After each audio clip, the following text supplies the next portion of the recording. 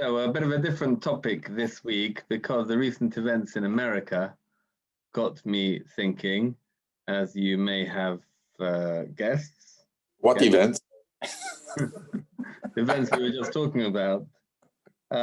What is the actions of an outgoing leader have been, let's say, questioned, to put it mildly. But really, people have been questioning him for 4 years, for the entire term. He's raised eyebrows. He had slightly different characteristics to what you might have expected. Well, what is it that's important in a leader generally, and what is it that the Torah says or the Yiddishkeit says? What do we look for as being important in a leader?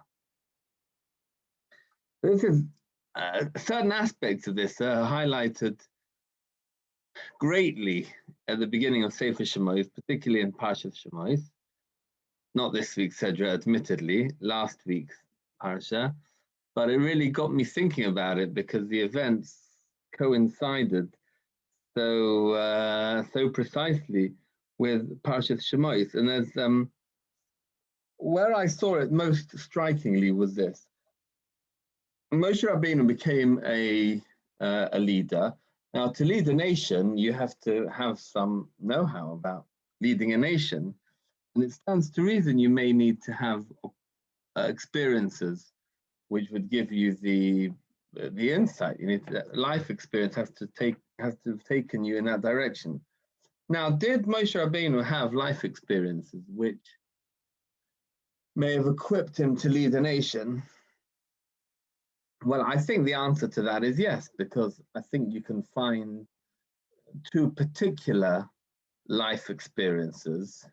Look, it is hard to travel back in time and see exactly what he did. We don't have that much detail about him, but there are two life experiences that are brought down about him, which are, it would seem it's fairly obvious they're quite preparatory for the role he eventually took.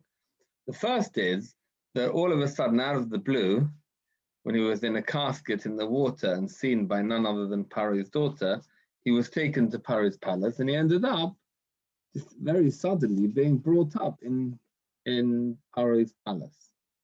Only when he grew up to a young man, I don't know exactly what age, but then he went out, but till then he was in the palace. He was in the palace, he saw something about royalty, something about what it means to run a country. Again, we don't know how much, but presumably he saw something. I'm reminded of a Meshech Chochmah. I don't know about any one of the classic Mefarshim saying this here on Moshe Rabbeinu, but the Meshech Chochmah, very similar, in a very similar vein, in Parshas Vayeshev, I believe, mentions that Yosef spent quite a time in the house of Potiphar. Potiphar was very high up in government, and that was, says the Meshech Chochmah, that was Yosef's training ground for Tachsisei Malchus. Tachsisei Malchus means, Tachsisei is a difficult word to translate, but the trappings of Malchus, the characteristics of Malchus, the features of Malchus, he saw them, and eventually he himself became a king, and that was life experience which took him that way. Presumably, Moshe Rabbeinu being brought up in the palace was quite similar. Likewise, there's another story, even less well known because not even hinted at in the Psukim. But we know Moshe Rabbeinu's story was, well, let's identify the stages. He was born, he was a baby in danger, he was put in the water. That was his babyhood. Then Basya came and took him, brought him up in the palace. Number 2. Then he went out to his brothers. There are various stories that are quoted in Chumash there. And then, and we'll soon come to the various intervening episodes, but then he fled, and the next thing you know, in the Chumash narrative, he's in Midian. He has a certain interaction with the shepherds. Yisro's daughters are there. Yisro said, why didn't you invite him home? He gets invited home. Of course, he ends up marrying one of them. And the next part of the story is when looking after the sheep, he ends up at Har Sinai, and that begins to take him back to Mitzrayim. So we can identify these few stages. Now, is this in Parshas Shmos or is this in Parshas Va'era? I forget. But the Pasuk says it, that by the time he stood in front of Paro with Aaron, Moshe was 80 and Aaron was 3 years old, it was 83. That's unfortunate in the Pasuk. The 80 years have gone by. It's a long time. I mean, it says, Vayigdal Moshe v'yetz elechov. He just grew up and he went out to his brothers, so presumably he was a young man. Then he had to flee. And then he comes back and he's 80 years old. So there's a lot of his life, which is, of which we're told hardly anything.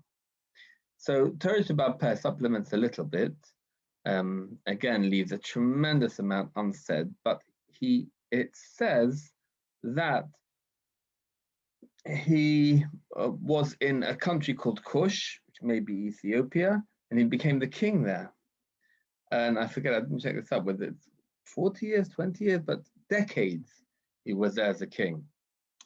And when you see a story in Torah Shabbat Peh, and you want to sort of make a historical analysis, put the whole story together, what is sometimes a good idea is to go back to the Psukim and just see what you're going to plug in where. I don't know if you have a Chumash Shemos available, but if you look up the story,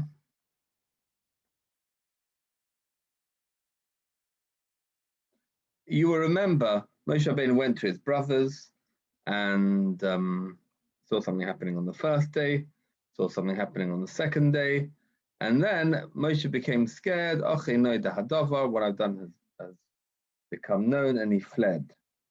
The Pasuk says, this is in Perek Beis Pasuk Tesvav, it says, Vayivrach Moshe, Moshe fled mipnei Paro, because of Paro, Vayeshev be'eretz Midyon, Vayeshev al be'eri. Fled, and he went to Midyon, and he dwelt at the Be'er. And then, of course, he has the story of Yisro's daughters, he looks after the sheep, and he goes back.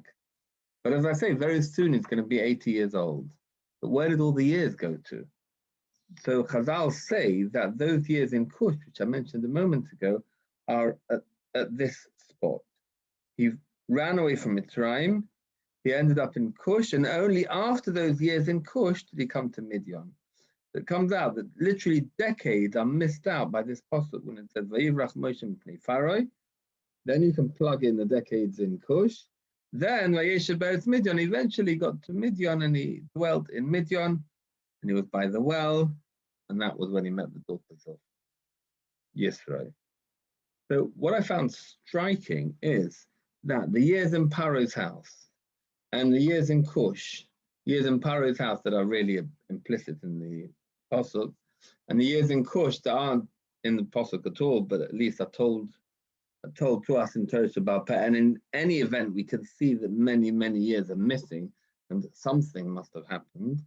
All that is completely missed out from Torah Shabbat. Now, we know that Torah Shabbat can't tell us all the history. Obviously, it's got to be brief. It's got to tell us the key points. But aren't these key points? Aren't the key points what would have made Moshe into the leader he became? What would have equipped him to lead a whole nation and to bring the Torah to? He really led not only the nation then, but he's our leader throughout history in a sense, because he had to be put on a pedestal such that no one else in history has been on, because every Navi was an emissary of Hashem, carried messages from Hashem and guided the people. But it's only Moshe Rabbeinu who occupied a one-off, unique position in history, because he had to give us the Torah, which would never ever be challenged, which would be absolute. In fact, the Meshech Chochmah says, this is an aside, but it tells you the power of Moshe Rabbeinu's personality and centrality and position in history. He says, how could it be that Moshe Rabbeinu could be at Har Sinai and HaKadosh Baruch Hu would say to him, look, you go up Har Sinai, there's going to be a prophecy, I'm going to speak to you. I'm going to tell the people that I'm speaking to you, and they will then believe in you and trust in you forever. It's got to be permanent. It's got to be immutable. So the Meshech Chochmah says, how could that be? Can't trust in anyone forever. Anyone could go wrong. And so there has to be that Moshe Rabbeinu, uniquely amongst people in history, I don't know if there's any other source for this, but the famous Meshech Chochmah says this, it must be that Moshe Rabbeinu had his free will taken from him. I mean, I wouldn't say it's completely artificial, like a normal human being with his foibles as we are, all of a sudden made into an automaton. I think he had climbed so high. He'd been given the neshama to be able to do that, I suppose, but he'd climbed so high and become so great, he'd more or less earned it. But HaKadosh Baruch Hu had to do that final step, as it were, because of that crucial position that Moshe Rabbeinu had in history. Meshech Chochmah said he had to lose his free will so that it would be absolutely reliable. In fact, he takes it further. He says Yeshua was the immediate Talmud of Moshe, and the Yeshua had to have that as well. So this is the Meshech Chochmah's introduction to Parashat Shemos. This is who Moshe Rabbeinu was, and what we're saying is that these stories, which would appear to be quite formative in creating his leadership, are either glossed over by the Torah or not mentioned at all. What is it the Torah does mention about Moshe Rabbeinu? Well, as we said, Moshe Rabbeinu grows older. Vayigdal Moshe. And he goes out to his brothers. And what does he see? He says, Shnei Anoshim Ivrim Nitzim. I'm sorry. Moshe grows and he goes out to brethren. And he sees their burdens. He appreciates their burdens. He immediately goes to, Rashi says,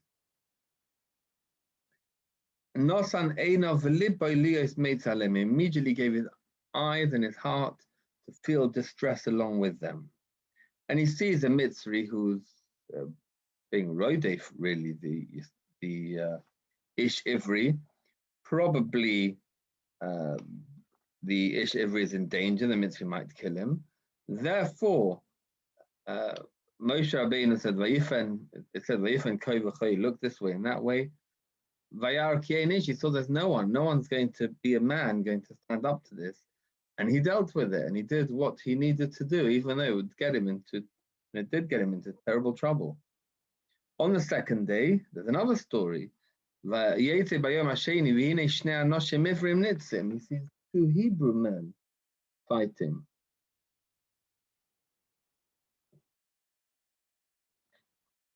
So this time, they're both Hebrews, they're both his kinsmen, and they're fighting possibly on a sort of equal pegging. One's not distinctly the victim of the other.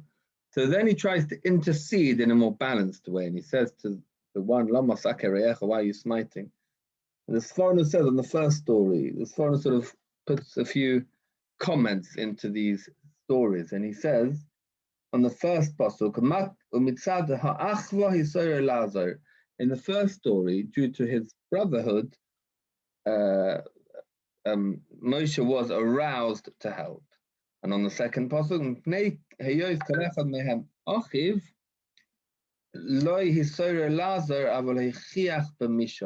this time he didn't physically intercede, but he gave rebuke. He thought the verbal intervention would be more effective. Then he goes to Midian. Of course, as we're saying with the medrash about the story in Cush, happened to be decades later, but it's presented in the Chumash as a third story. And there, what happened was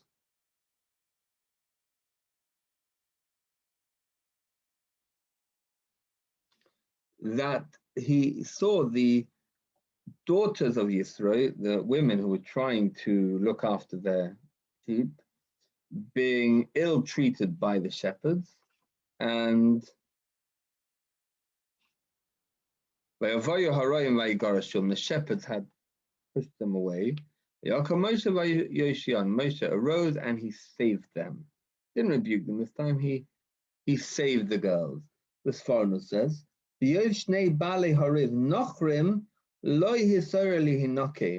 since both protagonists of the argument were not his brethren, then he didn't try to avenge the one, stand up in that sort of way for his honor, but rather, and likewise, he didn't try to rebuke or correct or give guidance. It was just he wanted to save the oppressed from the oppressors. It's interesting, this foreigner gives a little comment, like a little footnote for each of these three stories. And it seems that this foreigner wants us to notice, he doesn't quite articulate this, but he wants to notice that the Torah is highlighting these three episodes. I don't know if it's an appropriate moshel, but I know on LinkedIn and probably in other social media, you put your posts on, and on your profile you can feature a few posts that you want to see. Now, the Torah created a profile for Moshe Rabbeinu, and the three posts that it features are, this is what Moshe Rabbeinu did when he saw a Mitzri murderously attacking an Ivri. This is what he did when he saw two Ivrim, two of his brethren, fighting in a skirmish. And this is what he did when he saw two sets of people, not his kinsmen at all, people he had nothing to do with, but nevertheless, it was distinctly one side being oppressed, the other being the oppressor. And in each of these three slightly different scenarios, which basically cover a range in terms of people he is connected with, people he is not connected with, in each of these three found the right response. So he's going out there in the world to correct the world, to do good in the world, to improve the world, whatever the scenario may be. Mitzri, Ivri, two Ivrim, two strangers, whatever he may be, he wants to help, he wants to be there, and he wants to correct the world. And it's more than that, it's striking. The Torah says, Vayetze Moshe, Vayigdal Moshe, and then Vayetze Lechav. He grew up, and immediately, this is what he did. What's the implication? The implication probably is he grew, he became mature, he became someone of some stature, and this is what he does. He starts to care for people, he starts to show social responsibility, he starts to find his way to correct the world in its different aspects as much as he can. Just a moment ago, was attending a talk for Rabbonim for this by Rabbi Y.Y. Jacobson, quite well known, and he spoke actually about a very similar theme, and he asked a kasha. I have to say, sometimes it irritates me when I hear this. It's quite endemic to Hasidic Rebbes, the type of insight that I'm about to say. Their insights are beautiful, but sometimes they corrupt the source that they're coming from terribly. But you have to get used to it. If you get used to it, you appreciate it.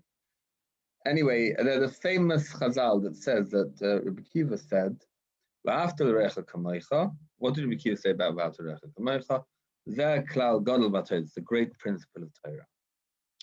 And apparently the Hasidic Rebbe, Reb Chatzkel of Kuzmir, never really heard of him before, don't remember hearing of him, died apparently in 1856.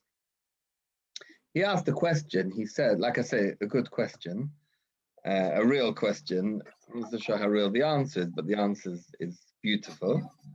The question was, is it really right to take principles of the Torah and say, well, this is the great one, this is the small one, this is greater than that? Are we in a position to judge? It's a bit like the Mishnah in Pirkei Avos, which says that be as careful, the mitzvah kala kavachamura. You never really know which is a minor mitzvah, which is a major mitzvah. Maybe it's wrong to refer to anything as minor or major. So why is it that V'ahavta l'recha kamocha is is described the Klal Gadol B'Torah. And the answer he gives, which, as I say, I don't think is the right answer, and it's so not the right answer that it actually possibly corrupts the right answer, but it's beautiful anyway. What he says is, it doesn't mean this is the Klal Gadol in Torah. It means this is the Klal of a Gadol B'Torah. A person great in Torah, the main thing about him is that he cares about other people. Not greatness in Lomdus and in Torah and his devotion in prayer. Maybe that as well, but most of all, his ability to care about other people. And so much so that it appears the Torah is very directly giving us, or almost directly giving us a message. Certainly anyone who's prepared to read between the lines. Yes, of course, Moshe Rabbeinu, to lead the people, you have to know something. You have to have had some life experience which will give you that. But if you want to know what the Torah will showcase, what the Torah will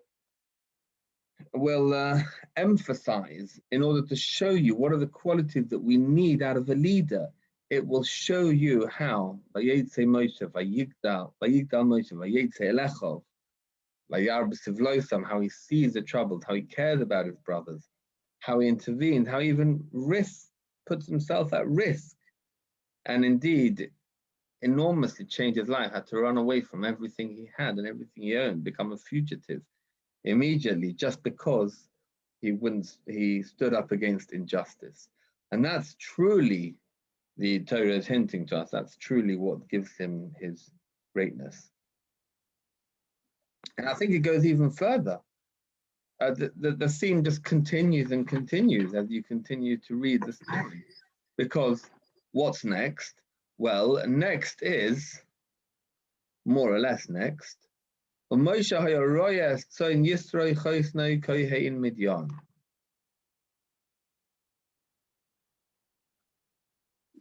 As I say, it's not quite next, but it's almost immediately next, because just after what I got to in the story previously, when Moshe Rabbeinu saved the daughters of Yisroi from the shepherds, the immediate next part of the story is that they go home, they tell their father says to them, look, you should have invited him, invite him back. And they invite him, in the end he marries one of them. And then immediately after that, the Torah says, many days went by, the shibud intensified. We don't quite say that directly, but the people groaned from the avodah. These are the psukim that we say on Seder night, very familiar. Vayeyanchu v'nei Yisrael min ha'avodah vayiz'aku. Then Vayishma Elokim es nakosam, Hashem heard the cry of the Jewish people. Vayara Elokim es b'nei Yisrael, Hashem saw the b'nei Yisrael. Vayeda Elokim. Just a few psukim. What's next? In setting the scene originally for the very beginning of Moshe Rabbeinu's growth and becoming Gadol as a person, just like that led into the stories of his showing the responsibility that's needed, as we said a moment ago, of a Gadol B'Torah. Immediately after saying that the Jewish people were in trouble, and Hashem saw, and Hashem knew, and Hashem said himself, so to speak, you can almost hear these words coming out of the Pasuk, and says, right, I'm going to deal with it. And what's next? Moshe shepherded, he was a shepherd of the sheep. He took the sheep to a certain place, and immediately he gets to the mountain of Hashem, and it's there, immediately coming from his work with the sheep, that Hashem appears to him and says, I want you to be the leader of the Jewish people. And Chazal say this happens not only with Moshe Rabbeinu, it happens with David HaMelech as well. Hashem says, I forget, there's a Chazal either about Moshe or about David or about both. It says that HaKadosh Baruch said, look, you looked after those sheep so beautifully and with such caring. I want you to look after my sheep. And in Parshas Pinchas, where it says that Moshe Rabbeinu takes Yeshua to one side and he says, look, I want to appoint you as the successor. After having davened to Hashem and said, will Hashem find a successor? Moshe Rabbeinu had said to HaKadosh Baruch Hu, "V'lo yiyeh adas Hashem katzoin asher ein lohem royeh." Let the people of Hashem not be like the sheep, the flock who have no shepherd. That's just a powerful metaphor. I mean, there's we know the little piyut that we say on Yom Kippur 5 times before every vidui, not in the private Shemoneh Esrei, but in the, I don't know if it's in the Sephardim. Anu Amecha V'ata Lekeinu. Do you say it, Michael? How do you say it? I have not done Sephardim on Yom Kippur for many decades. Right. You know Ashkenazim and Hagim better. Maybe Yasha will know, but would have to go. It's very moving. It's very stirring, and as moving as the melody is the sentiment that Hashem's our shepherd and we're his sheep, and it's not by coincidence because it's such a parallel. It's we are compared to the infinity of Hashem, we are exactly, or even less than the sheep are to the shepherd. The Moshe is very, very, very apt. The way the shepherd looks after the sheep is the care and attention and the relative ability of the shepherd against the helplessness of the sheep and so on. The need to be led is very, very similar to the shepherd and the sheep. And the leader of Klal Yisrael, who's leading the people on behalf of Hashem, is indeed like a shepherd with sheep, and looking after animals then is a tremendous training ground in those various ways for being a leader of the people. And it's not what we would have expected, but I think the message comes out, I think, loud and clear, that far, far more important than the know-how of politics, than whatever else you might need to deal with the practicalities of running a country, of guiding a nation. Far, far more important than that is the qualities of personality, the character traits, the caring for others that the Torah is emphasizing here with Moshe Rabbeinu again and again and again and again and again. But it doesn't quite finish there though, because what's next? Next is that Moshe Rabbeinu sees HaKadosh Baruch Hu as the revelation with the snare, and HaKadosh Baruch Hu says to him, "Look, I want you to lead the Jewish people." And what does Moshe Rabbeinu say? He turns it down. So I don't know, what would Moshe Rabbeinu have run an election campaign? How would he have run? He'd run away from each part of the campaign, wouldn't he? He wouldn't want to. He don't want the glory. Somehow Hashem says, no, don't run away. I want you here. I want you to do it. And in the end, he accepts it when he's sure that he has to do it. But he's not running after the covered. He's not saying the election results were wrong. Even if they were, by the way, it might be that they were. But there's a limit to how much one should run after one's own covered. And Moshe Rabbeinu shows us not to run after one's covered at all. And he's the most suitable for leadership. There's a question I've got, Rabbi, if you don't mind.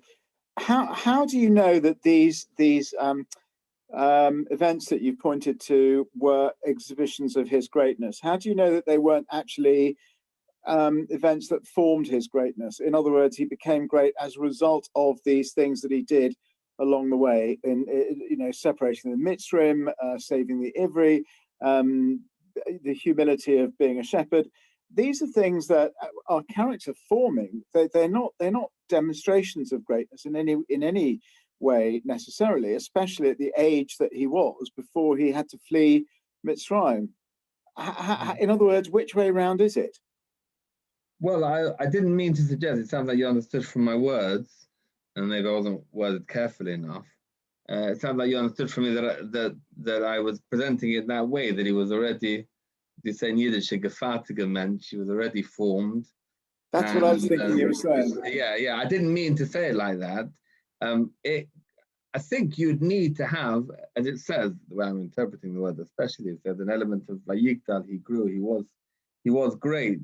There was an expression of a certain, let's call it a certain initial level of greatness, or a certain striving towards greatness. But of course, actually doing it, acting out of that, of course, that cultivates the midah further, and that reinforces it. So a person who's got a giving personality will give, but if he knows what's good for himself, and if he understands the importance of having it, he'll say to himself, look, I've been blessed with this personality, so I do naturally give. But of course, I've got to make it self-made now. I've got to improve upon what I've been given. I've got to give more in order to make myself even more of a giver. So I think both aspects of that, and I certainly didn't mean to exclude the one without the other. But it seems because I've always seen the events that we're talking about as being formative, as being events that, you know, chronologically show you how he is improving in his own midot and his own abilities to exert leadership. I've always thought of them as being events that are, you know, things that happen along the way to greatness. Not to say that such a person was great because look what he did when he was a young man. Mm-hmm. Well, I certainly didn't understand. I certainly wasn't saying that I thought in the three initial stories, the Torah is telling you that went from the first one to something slightly more impressive in the second one, and more better thought out, better handled, than even better in the third. The foreigner certainly isn't saying that, from which I gleaned a certain idea. He's saying this was to Ivrim, this was Nochrim, and so on. Although one could argue, and perhaps this is the nuance that you had seen in the Psukim, perhaps you could say, look, the first time he killed the Mitzri, got in big trouble for that. Maybe with hindsight, if he could have done it without killing the Mitzri, not making himself into a fugitive, maybe would have done that. I don't know, that's conjecture, maybe. The second time he intercedes, but it's not appreciated. Did he misjudge the people?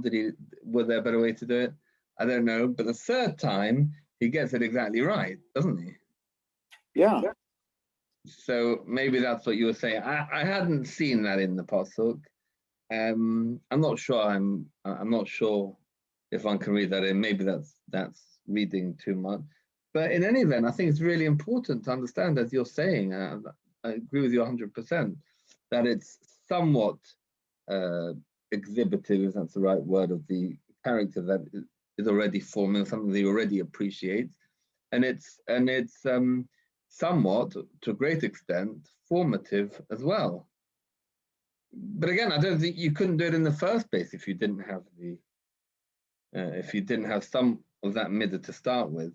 I remember a teacher of mine, Dr. Gerber, if any of you knew him, still alive actually, quite old. He's gone blind, or more or less blind, sadly. Tremendous personality, tremendous Talmid Chacham. He had wonderful talks, and he spoke once about the idea of, was he speaking in context of the concept mitoch shelo lishma balishma?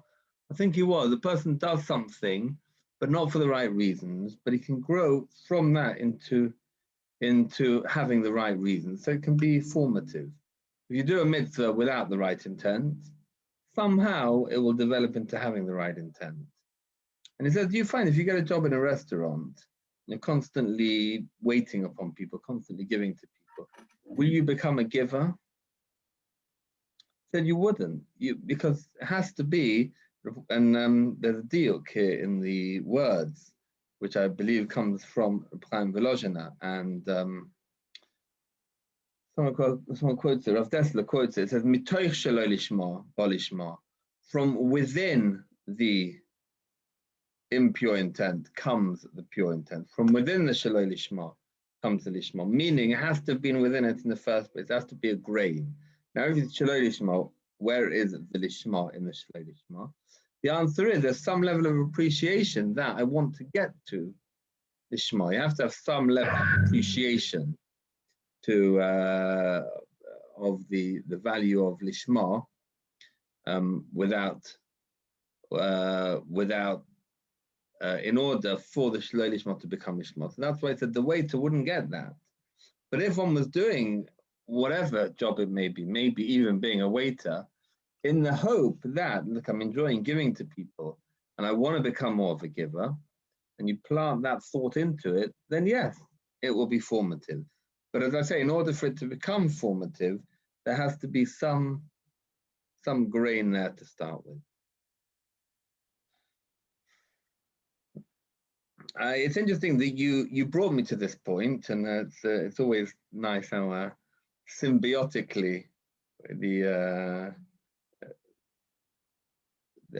yourself and whoever's joining me in these chapuras contributes to what I'm saying, because your point really plays into the next point and it improves the connection between what I said so far and the point that I was about to say, that you can see a certain foundation of what Moshe Rabbeinu became as being given to him by others at the very beginning of his life. Because there's a famous insight about Moshe Rabbeinu's name. So I mentioned it before. I wonder if you've heard this from me before.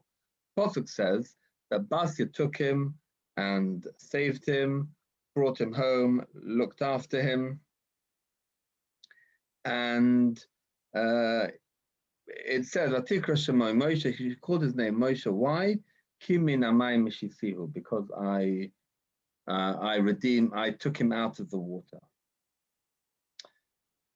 Now, these Farno and Rav Hirsch both point out that Moshe means grammatically the one who draws out, assuming that that root, Mem Shin Hey, is the root for drawing out of water, then the word Moshe means one who does that to others. You can hear like Oyster, he does, one does, or Hoye, or another word for doing Hoylech, going. These aren't words for something which is being done, having something done to oneself. The equivalent word, the word for having been drawn out, would be Moshe. He was drawn out of the water. So why did she not call him Moshe? Why did she call him Moshe? Why did she not call him Moshe? And as Farno says, and like I say, Rav Hirsch, I believe, says more or less the same thing, but actually she wanted to give him the message.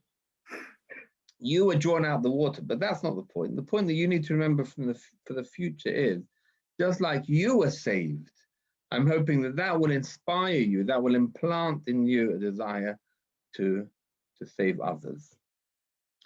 And it's not only that, but do you know the name Avigdor, for example? Nice Jewish name.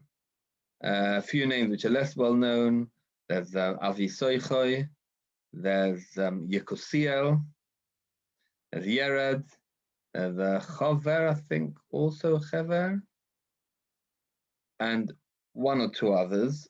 Why am I mentioning these names and what do they have in common? Well, the Medrash says these are all names of Moshe Rabbeinu.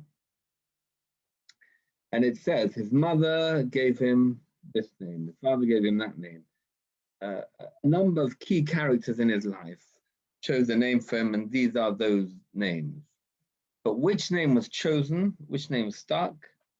The name that Basi had given him. And the Medrash said this is a schar of Goim Lechasodim. The fact that she did a chesed to him, that was the crucial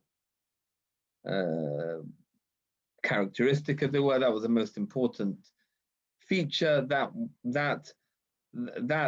gave that name the premier importance, that the Torah, that HaKadosh Baruch Hu selected that to be his primary name.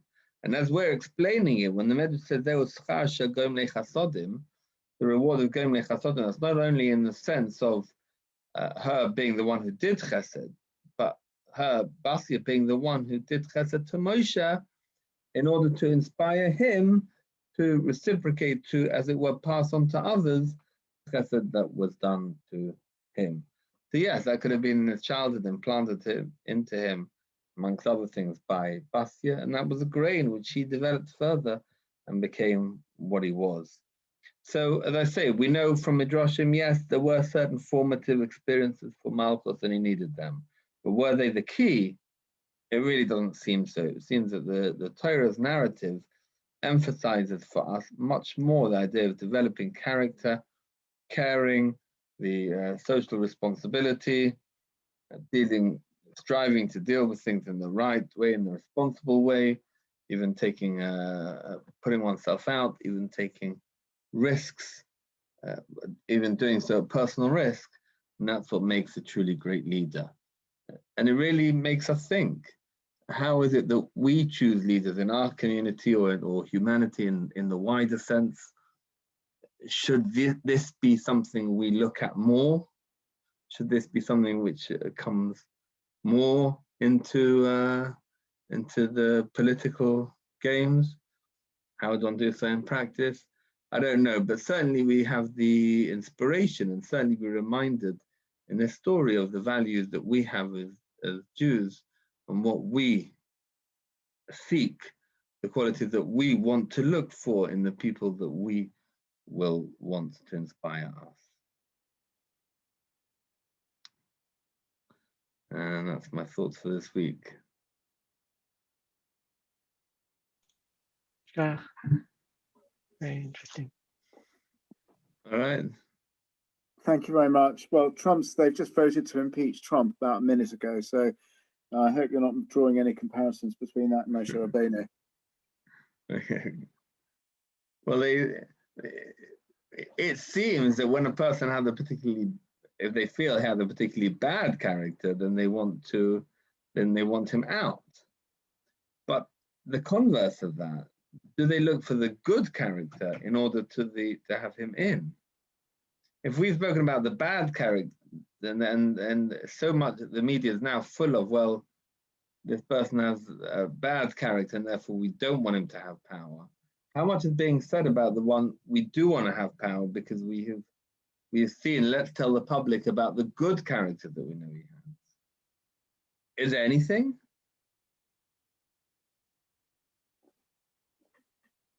If we don't ask people for good character, how are we going to know that they don't have the bad character?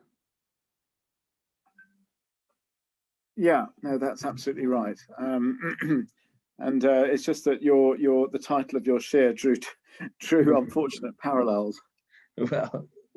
Well, there's no secret that I was like I say, it was those current events which had me thinking about this topic. But it certainly is food for thought. Why do you think that the Psukim completely disregard his experiences in those years of formative years, decades in what I would call his golus, where it's quite possible that's where he came back as a zokain, he came back as a gadol, he came back as a chacham. The transformation took place while he was away. I mean, you could argue that this was the transformational period, these decades. We don't know how many exactly he was away for, but when he came back is when he assumed leadership. His mantle of leadership was only conferred when he got back. Well, I was trying to suggest that it was the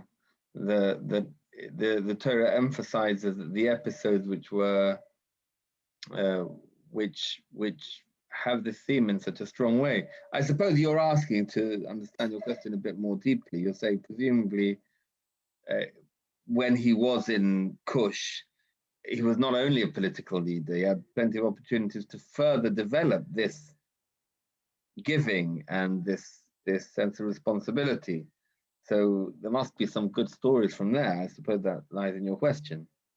Well, yes, definitely, because I mean, there's a real distinction in his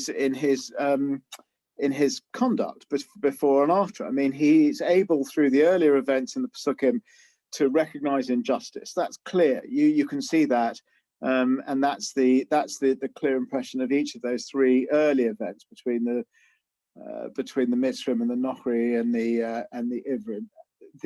The point is that it's afterwards that he's able to administer justice. And recognizing injustice and administering justice are two completely different things. One requires a much more subtle and honed talent than the other. And actually, even then, he doesn't know how to administer justice himself, because he's got to be guided as to how to do it. And he can't do it on his own because he gets too exhausted. He's got to appoint judges and leaders beneath him to do that. And, you know, you're seeing the starting formation of institutions and so on. He's still not 100%,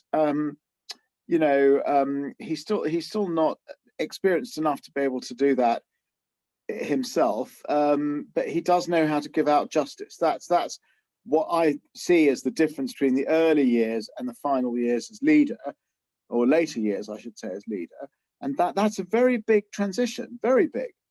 We all recognize injustice, Rabbi Grunewald. We all do. We can see things happening in front of our very eyes that we don't like the look of, that we realize are wrong, but we don't always know how to deal with it. And, Moshe Rabbeinu, I think that's the lesson of those early years and that pasuk, those early pasukim. So in a nutshell, what you're saying is? I'm saying that that has always shown to me that what happened in those early years in which those three events are described were formative events. They were landmark, formative events that show you how he is developing. He's got potential. He's a man with insight. He's a man with a certain amount of wisdom, but he's also impetuous. He wants to react rather than consider things. There's a real balance here, I think, and it's only many years later that you see the manifestation of all of this in how in the way a leader should actually behave. And you can't argue for a minute that that his reaction in those early pasukim that you mentioned were the actions of a leader. That's just not that's not credible.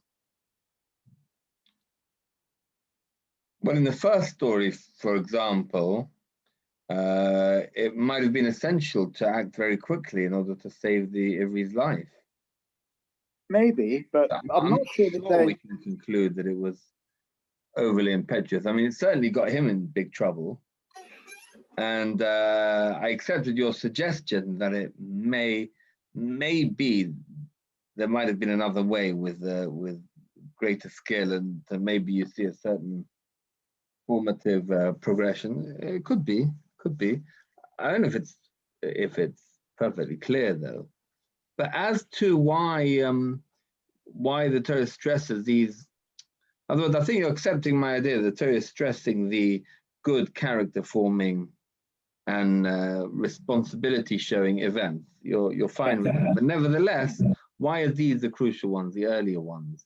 You know what occurs to me now? It didn't occur to me earlier, but it occurs to me now. I had a not dissimilar question when it comes to Parshas Vayera. When we think about the story of Avram Avinu with the Malachim, and I've reflected many times on the fact that I'm sure Avram welcomed guests many times. This might have been one of hundreds of episodes, and Daska, this one is showcased by the Torah. And in fact, if you want to ask the question further, you could say, ironically, that any other time Avram did chesed, he was really helping people, hungry travelers. On this occasion, these were fake hungry travelers. They didn't really need anything. They were just malachim sent to fulfill their missions. So in fact, it was, looking at it from that point of view, it appears to have been a futile chesed. But maybe the answer is that he did so. That there was a whole scenario there. He was in tremendous pain after the bris milah. There was tremendous mesirus nefesh there, and therefore the mitzvah that Hachnas HaTzorechim was done maybe uniquely with far more dedication, mesirus nefesh, investure of time and energy and overlooking one's own personal discomfort than any time before. And maybe because he just had the bris milah, he had a unique vision from Hashem, and the story of going to Malachim involved having to show that he understood that looking after the people in a way, overrode his basking in the divine vision. So there were special, unique things about that episode. So likewise, maybe here there were unique things about Moshe Rabbeinu, and maybe the unique thing is a slightly different situation, very different situation. Maybe the unique thing here was he grew up, he'd just been in the palace. He was asked immediately to make a decision. It was as if someone who has sometimes one's in a life-changing moment where he could go out and he could say to himself, I'm an Egyptian prince and I'll look at things from a distance. I'll behave as a prince and occasionally be nice to people if I wish. But it was, I'm suggesting, a life-changing moment where he could decide, no, I'm not going to be that. I'm going to turn myself away. I'm going to be something greater.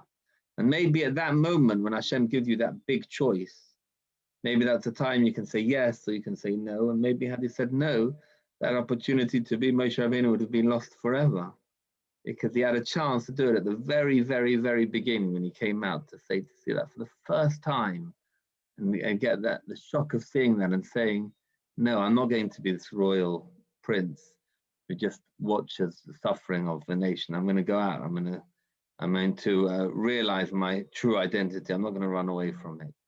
So maybe that was uniquely formative. It's just a thought that occurs to me, and maybe it's unique for that reason. Thank you very much indeed. I need to go.